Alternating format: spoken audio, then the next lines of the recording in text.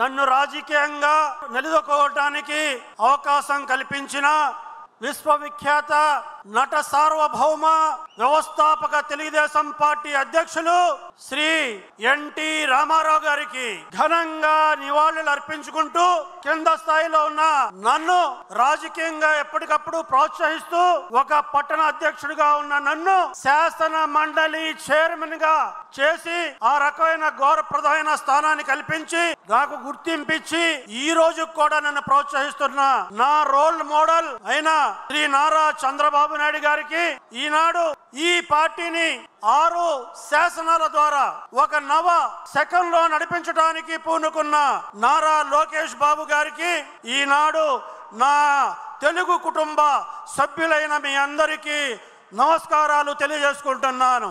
ఆనాడు 1982లో అన్నా నందమూరి తారక రామారావు గారు ఒక సాహసోపేతమైన నిర్ణయం తీసుకోవటం ఒక సాధారణ విషయం కాదు.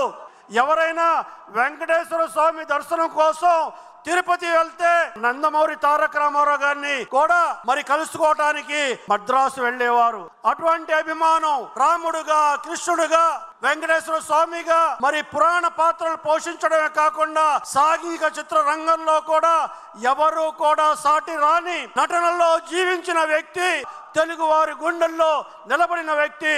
పార్టీ పెడితే తప్పనిసరిగా చలనచిత్ర రంగంలో ఏ రకంగా అయితే మంచిని ప్రబోధించారో, దుష్ట శిక్షణ చేశారో, శిక్ష రక్షణ చేశారో అదే రకంగా రాజకీయ పార్టీలో కూడా ఉంటుందని నమ్మారు. 9 నెలల్లోనే 70% ఓటింగ్ ఆనాడు వచ్చి అన్నా నందమూరి తారక రామారావు గారిని మరి అధికార పీఠాన్ని ఎక్కించింది. చరిత్రలో ఎవరు మర్చిపోలేని సత్యం అనే విషయాన్ని కూడా ఈ సందర్భంగా మనం చేస్తున్నాం. ఎమ్మెల్యేలు ఎవరైనా, మంత్రులు ఎవరైనా గ్రామంలో వస్తే అప్పుడే 5 సంవత్సరాలు అయిపోయినాయా, ఎన్నికలు వచ్చినాయా అని ఆలోచించేవారు. కానీ ఎన్టీ రామారావు గారు పార్టీ పెట్టిన తర్వాత ఎమ్మెల్యేలు గాని, మంత్రులు గాని, పార్లమెంట్ సభ్యులు గాని ఢిల్లీ, హైదరాబాద్ లో కొలగటం కాదు, ప్రజల మధ్యలో ఉండండి, ప్రజలకు జవాబుదారీగా ఉండండి, ఒక చైతన్య పూరితమైన రాజకీయాన్ని తీసుకురావటమే కాకుండా ప్రజల్లో కూడా చైతన్యాన్ని, రాజకీయ చైతన్యాన్ని నింపిన ఘనత తెలుగుదేశం పార్టీకి దక్కుతుందనే విషయాన్ని కూడా ఈ సందర్భంగా మనం చేస్తున్నా. సిద్ధాంతాలతో తెలుగుదేశం పార్టీని 30 సంవత్సరాలు పైబడి చంద్రబాబు నాయుడు గారు కూడా ఎన్టీ రామారావు గారు పార్టీని పెట్టారు.